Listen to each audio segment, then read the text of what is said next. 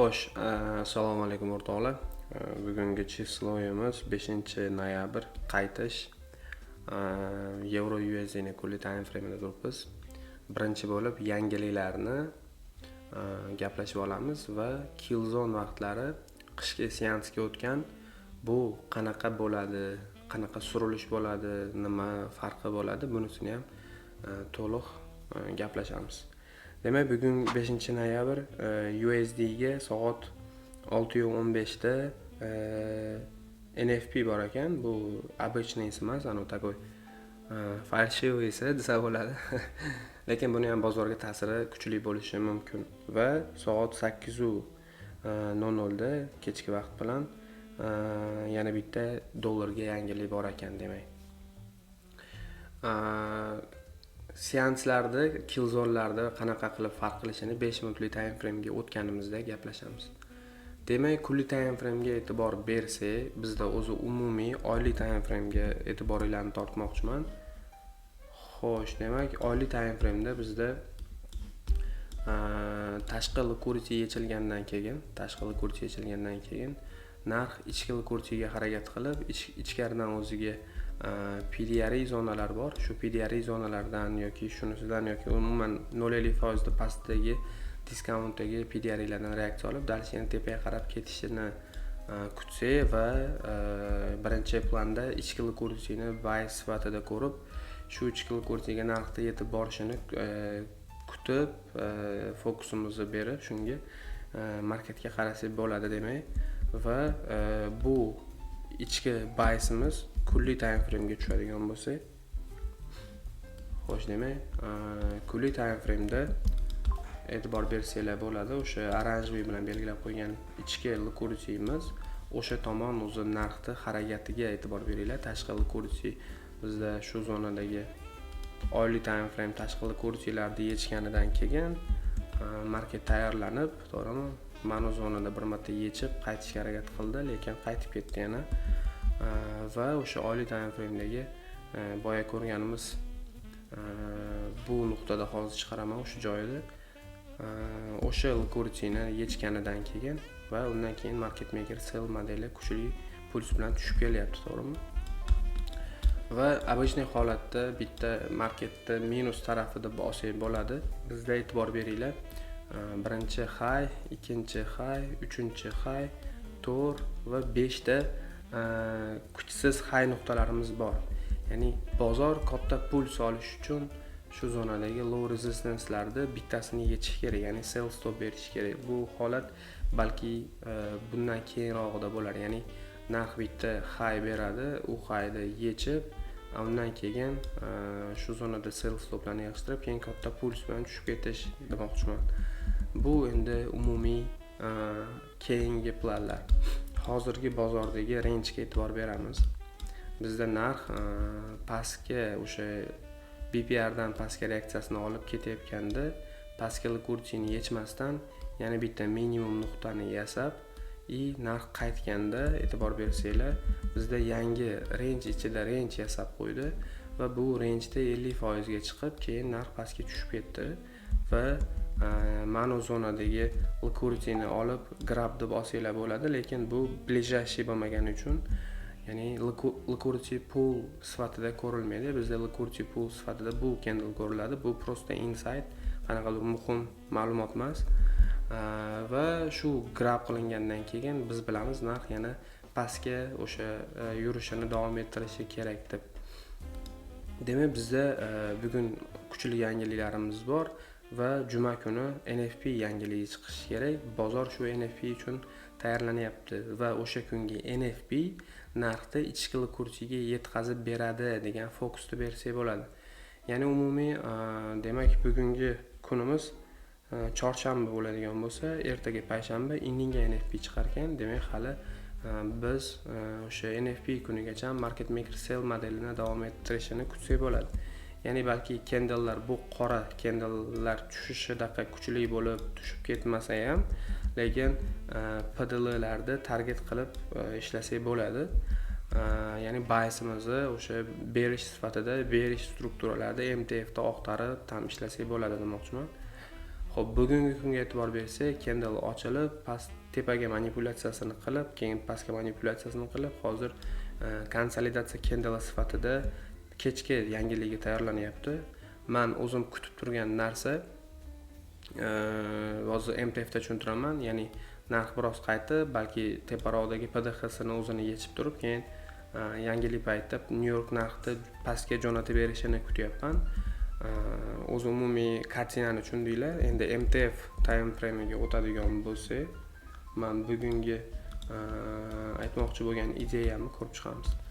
Demak, MTF time frame'ida e'tibor bersanglar, bizda o'sha market maker sell modeli bilan narx tushib kelyapti va hozirgi shu range ichida narx tepasini tozalab, no timingda tozalab va ichkarida o'zida rangelar yasab ketdi, to'g'rimi? Bitta minimum, ikkita minimum, buni hali minimum sifatida ko'rmasa ham bo'ladi. Demak, range ichida range bo'lib ketdi narxda.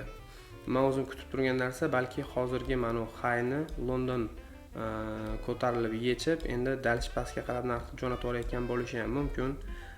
Bu ham bitta fakt. 5 minutlik time frame'ga o'tib ko'ramiz hozirgi holatni. Men umuman mana zonada SMT bo'lganda, mana shu zonada SMT bo'lgan, lekin SMT ni yasab bergan high bu no timingda bo'lgani uchun men buni kuchsiz sifatida ko'rayotgan edim. Va Londonni ko'tarilishini, bu zonani yechib berishini sweep ko'rinishda, keyin Londondan keyingi candlelar konsolidatsiya holatida bo'lsa, New York hammani tozalab, New York ilk soatlar hammani tozalasa, undan keyin yangilik bilan pastga tushib ketishini kutayotgan edim bozorda. Bu уже ikkinchi chema bo'lib qoldi, ya'ni bozorda ko'ryapmiz, ya'ni tepadagi SMT ni tasdiqlab, mana zonadagi liquidity ni London high yasab tozalab, kunni high nuqtasini yasab, dalish pastga qarab ketayotgan bo'lishi mumkin. Ya'ni pastdagi koordinatasi 1.147.30 zonani target qilgani, ya'ni ближайший liquidity pool'di. Demak, 5 minutlik time frame'ga o'tib, bizda qishki seansga o'tishimiz qanaqa bo'lishini, boshqa anonlarni gaplashamiz demak. Xo'p. Kompyuterim nima qatyapti, tushunmayapman. Xullas, demak, bugungi kunga e'tibor berasizlar. Bizda mana midnight bilan va New York obedga 12. Demak, boya hozir umuman narxda MSS bo'lyapti, lekin MSS dan oldin mana zonadagi highni London yechib, keyin MSS berganda ham idealroq bo'lardi, lekin bir soatlikda ko'rdik, sweep bor, bizda mana zonadagi highni Londonda candle olib, undan keyin dalish narx pastga jo'natib yuboryapti.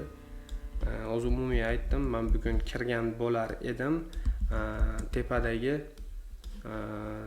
boyagi no timingda yasalgan SMT ni London tozalasa, undan keyin konsolidatsiyaga tushib, New York ilk soati sweep qilib, undan keyin MSS bersa va yangilik mahali katta puls bilan narxni pastga jo'natishini kutayotgan edim, lekin hozircha price action boshqacharoq bo'lib turibdi, lekin bu hali tugadi degani emas. Davay kelinglar, sizlar bilan killzonlar vaqti qanaqa bo'ladi, shuni gaplashamiz.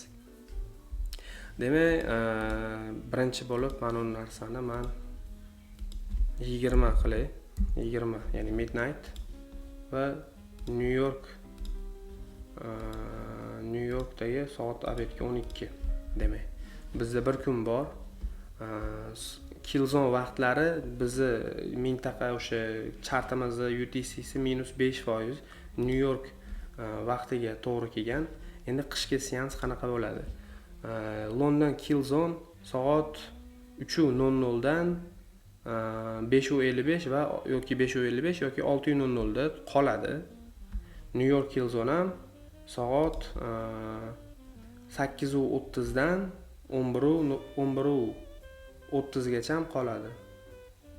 Ya'ni 8:30 dan 11:00 gacha bo'lishi kerak edi.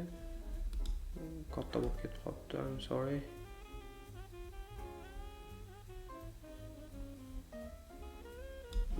Mana 11:00 gacha bo'lishi kerak. 11:30 bo'lib qopmaniki. Mana. Ya'ni killzonlar joyi, vaqti New York killzonda vaqti bilan qoladi. Hech qanaqa o'zgarish bo'lmaydi.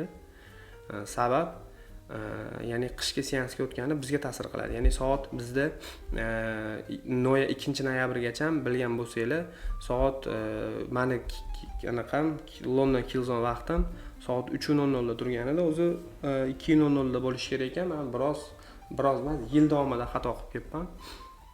Ya'ni yozgi vaqtda soat New York vaqti bilan 2:00 da London ochiladi va 5:00 da New York vaqti bilan London tugashi kerak ekan. Ya'ni shunaqami? Shunaqa ekan. Men lekin 3:00 da qolib ketibdi meniki. Men shunaqa deb o'ylagan ekanman. Endi qaranglar, soat 3:00 da 2 noyabrgacha bizda soat 12:00 da, soat bizda O'zbekiston vaqti bilan 12 bo'lsa,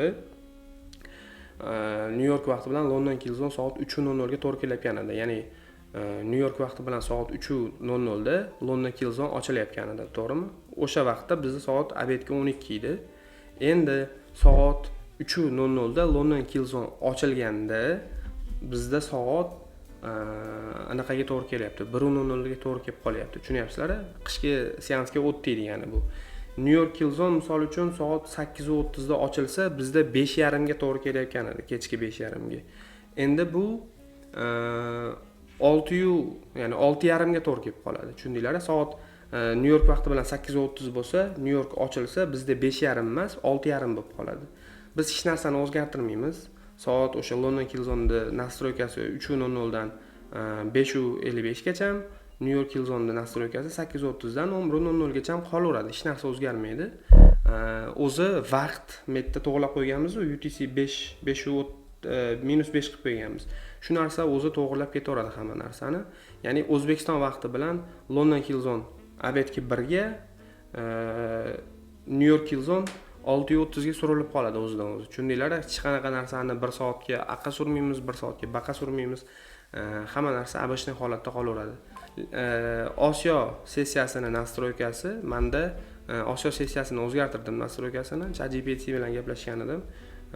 Mana shu narsani aytdi. New York vaqti bilan soat 8 da 20:00 dan 5:55 gacha qo'yib qo'ysalaring, Osiyo Kilzon mana shunaqa vaqtda to'g'ri bo'lyapti ekan.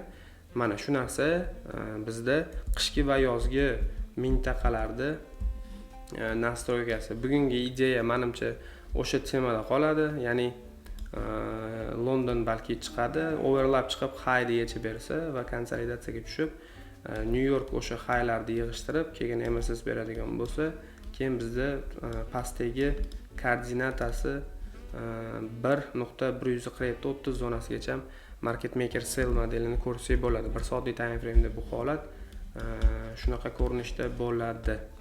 Ya'ni shu tepadagi high'ni sweep qilib, New York hammani sweep qilib, grab demayapman, sweep qilib, undan keyin narxni pastga New York vaqtida tushib ketishini ko'rsak bo'ladi. Ya'ni yangilikda.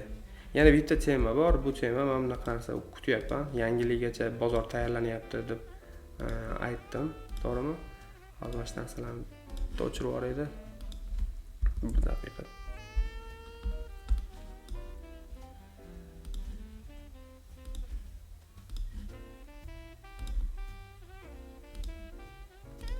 Xo'p, yangilikka tayyorlanyapti dedim. Agar bugungi yangilik ham kuchli chiqadigan bo'lsa, to'g'rimi? Bizda narx o'sha yangilikgacha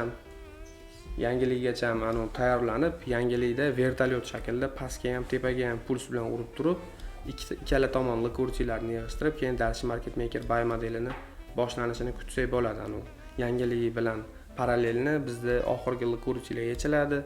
Kunlik time frame da AMD CRT candle hosil bo'ladi. Ya'ni kunlik time frame da bugun yangilik chiqishini hisobga olib, agar kuchli chiqadigan bo'lsa, katta puls bilan tushib, tepaga ham pastga ham urganda tozalab, undan keyin 3-candledan ichki liquidity-larga narxda qaytishini kutsak bo'ladi. Mana shunaqa narsa ham kutyapman men.